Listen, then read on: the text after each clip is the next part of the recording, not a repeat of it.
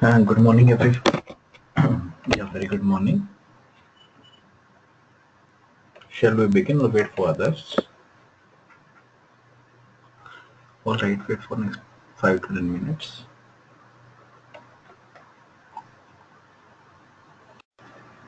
So let's start with the first one, that is a trigger. It is nothing but a condition or the statement that the system executes automatically and as a side effect of a modification to the database. That means it is a statement that is written in English language that the system executes automatically as a side effect of a modification to the database. And to design a trigger mechanism, we must decide what are the various trigger mechanism that is using out, what are the various benefits that is offering with the trigger. So to design a trigger mechanism, we must meet two requirements. First is specify when the trigger is to be executed. Then this is broken up into the event that causes the trigger to be checked and the condition that must be satisfied for the trigger execution to proceed. So whenever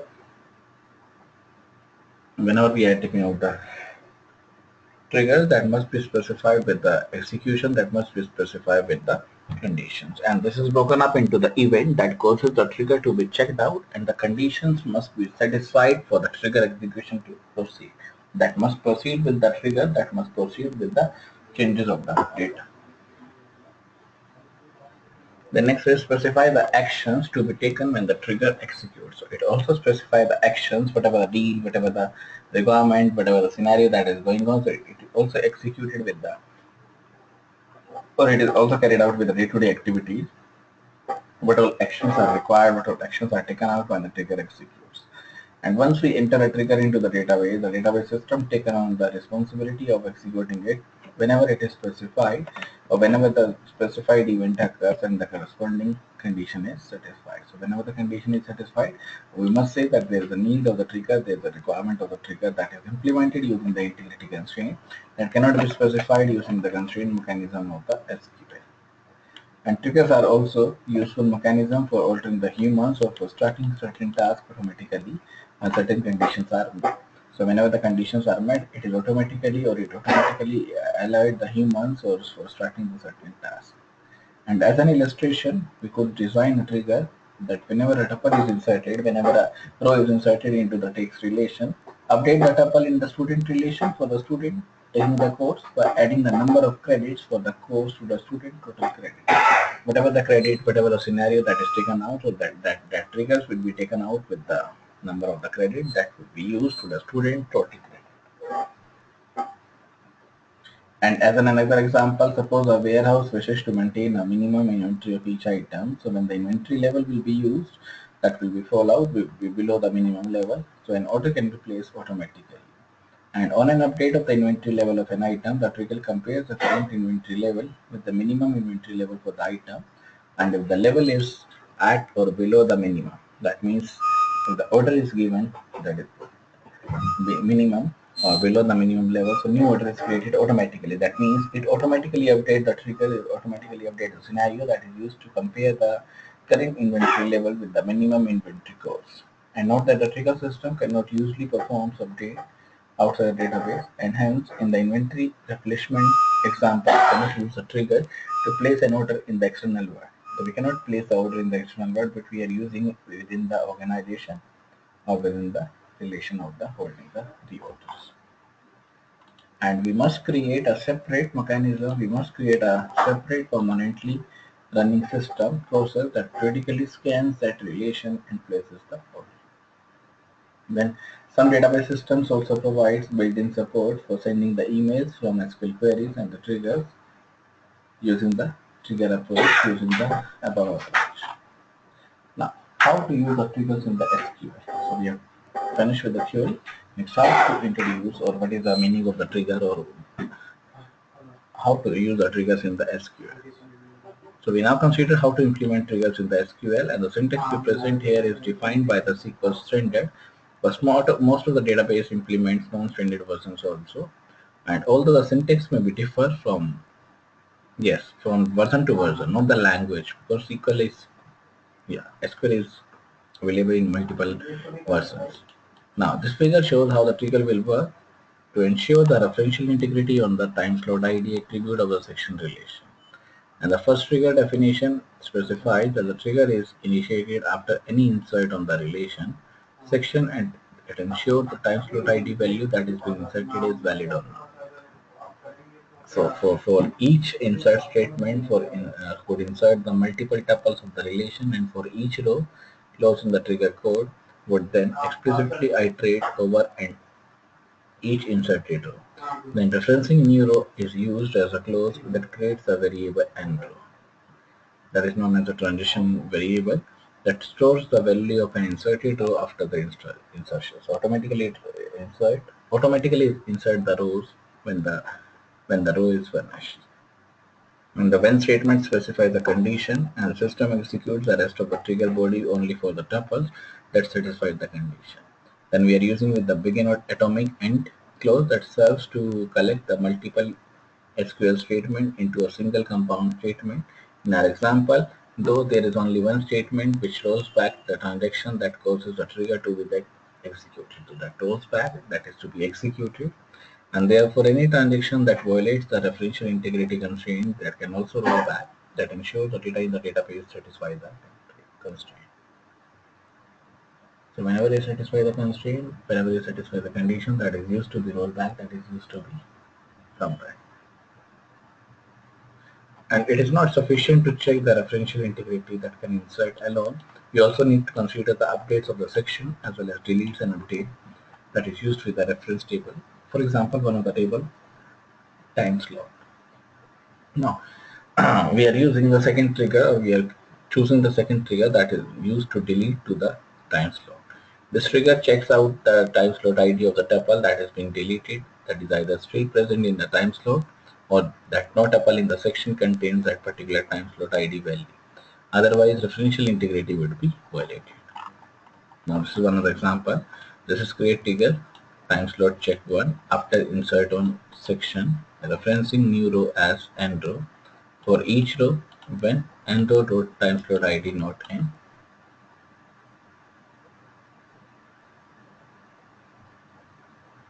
So this is creating the trigger, and these are the two keywords that is same for each and every one. And the time slot, then check 1 after insert on section. Time slot check 1 is the name of the trigger. Then after insert on section, then referencing the new row as a, so we are using using the referencing that is a new row as end row. And for each row, for each and every row, when end row dot time slot ID not in, then select the time slot ID from the time slot. So we are fetching out the field that the time slot ID from the time slot table. Then begin the rollback. Then we are using the trigger that is a create trigger time slot check 2 after delete on time slot, then referencing old row as a O row. So first one reference a new row as an intro. Then the second part, old row as a O row. For each row, when O row time slot ID not in, select time slot ID from time slot. Last tuple for the time slot ID deleted from the time slot. And the O row time slot ID in, select time slot ID from section. Then begin, rollback, end.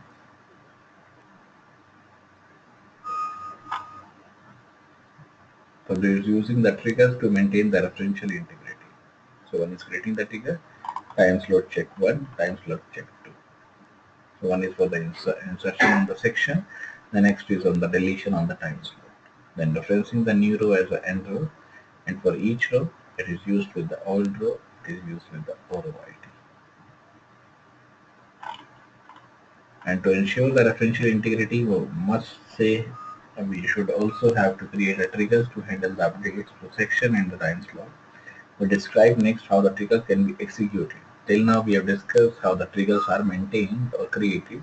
Next, how the triggers can be executed on the updates, but leave the definition of these triggers as an exercise to the reader.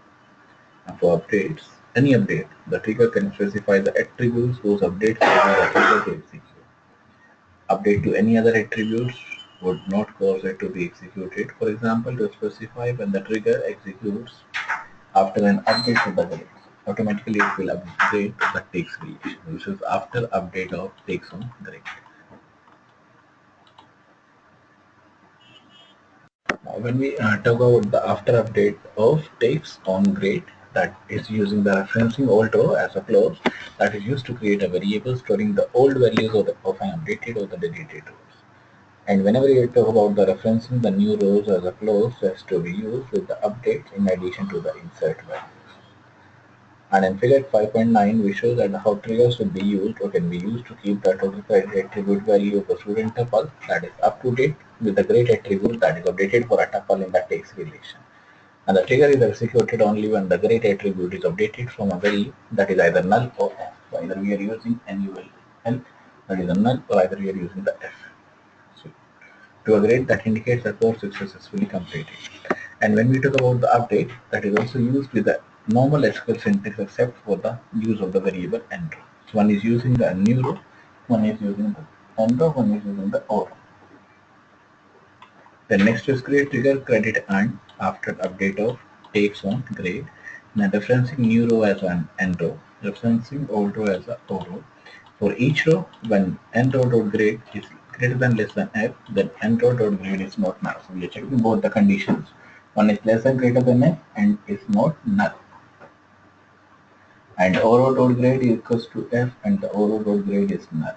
So first condition is less than or greater than f and it is not null. The next condition it is f and it is a null. Then being atomic update statement, then set total credit equals to total credit plus select the credits from course where course.course id equals to enrow.course id. Where the student id is equals to the enrow.id. Then there is an end part.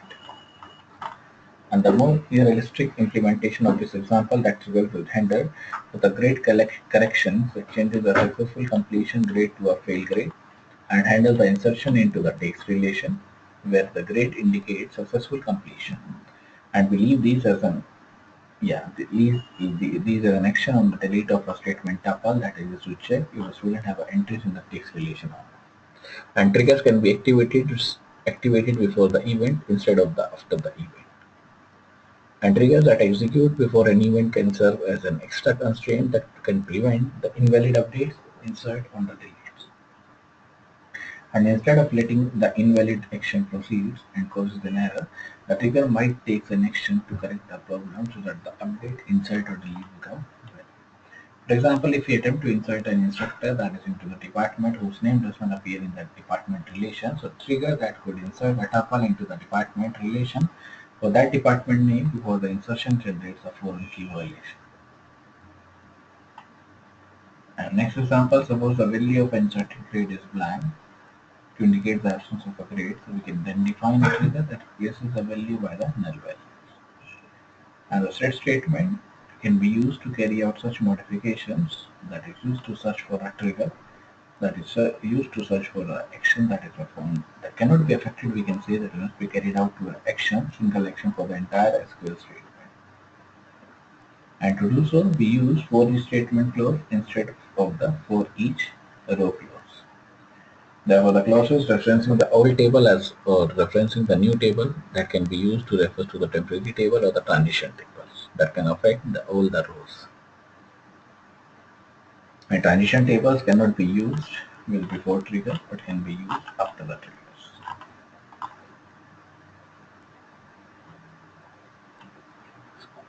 The next part is how to set up. This is one of the example.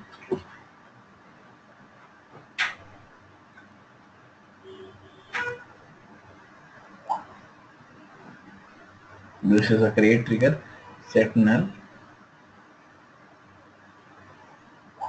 Then before updates on takes, then referencing the new row as end row, and for each row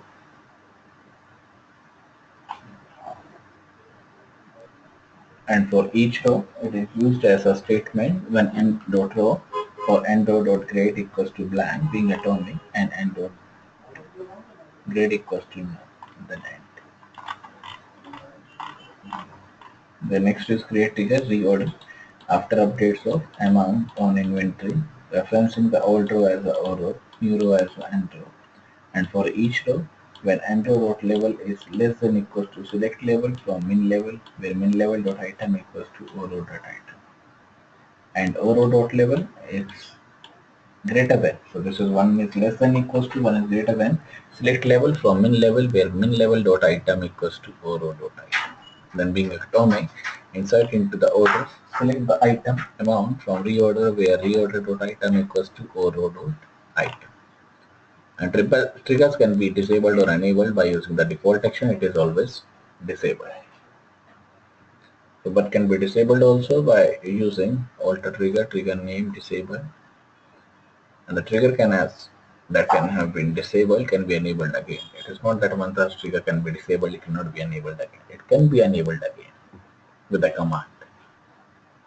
And returning to our warehouse inventory example, for example, so suppose we have the following relations, following tables. One is the inventory, item levels, min level, item level, reorder, item amount, orders, item amount. That notes the amount to be orders. Then reorder, which notes the amount of the item to be ordered. Min level, which notes the minimum amount of the item to be maintained. Inventory, current amount of item in the warehouse. And note that we have a careful to place an order only when the amount falls from above as a minimum level to come below the minimum level. If we check only that the new value have been updated after an update is below the minimum level, we may place an order when the item has already been ordered. The SQL-based database system uses the triggers also widely, although it is using the SQL 999. They were not the part of the SQL